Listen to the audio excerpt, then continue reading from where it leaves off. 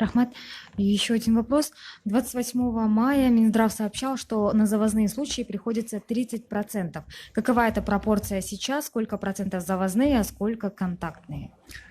Но на 10 июня из общего числа зарегистрированных случаев COVID-19 в процентном соотношении завозные 28%. Из всего количества подтвержденных случаев 72% это местные случаи. Из них уже выздоровели 75,2%, умерло 1,2%, и на лечении на сегодня находится 23,7% всех подтвержденных случаев. Это такая сухая статистика. В принципе, эпидемическая ситуация была достаточно вяло текущей, но оставалась напряженной.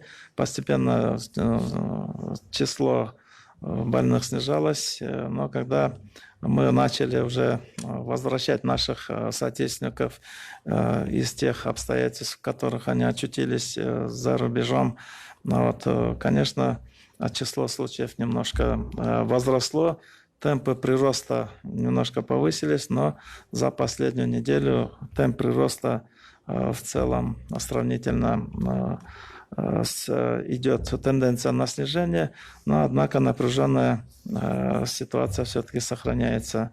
Мы продолжаем возобновлять свою экономическую деятельность. Очень много людей занимается сейчас предпринимательством. Много возможностей стало для передвижения.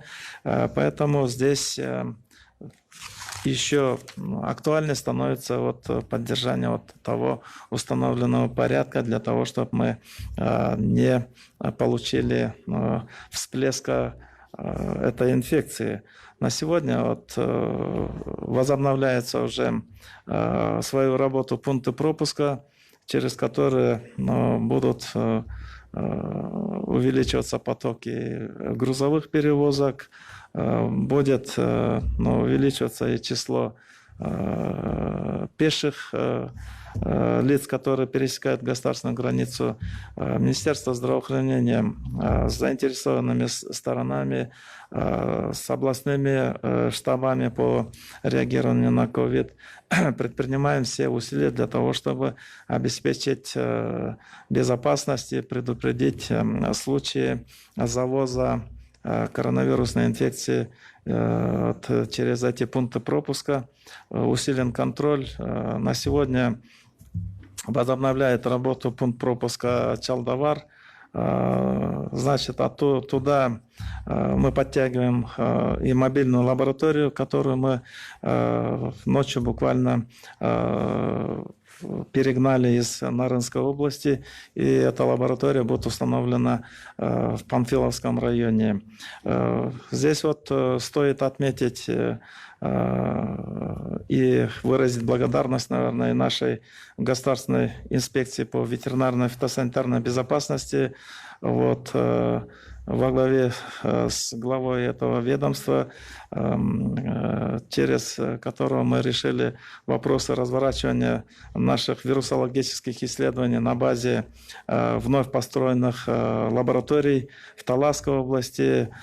Сегодня мы задействовали стационарную лабораторную базу в городе Нарын.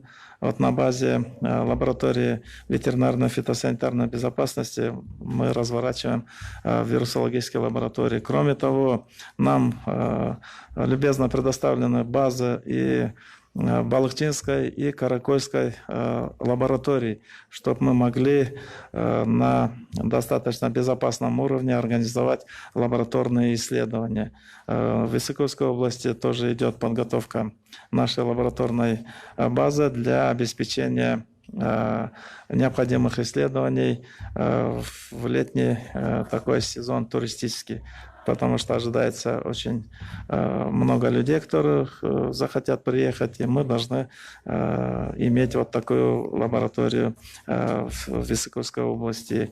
И предпринимаются все меры для того, чтобы обеспечить вот тот уровень безопасности, который на сегодня необходим. Да, вот такая информация у меня на сегодня.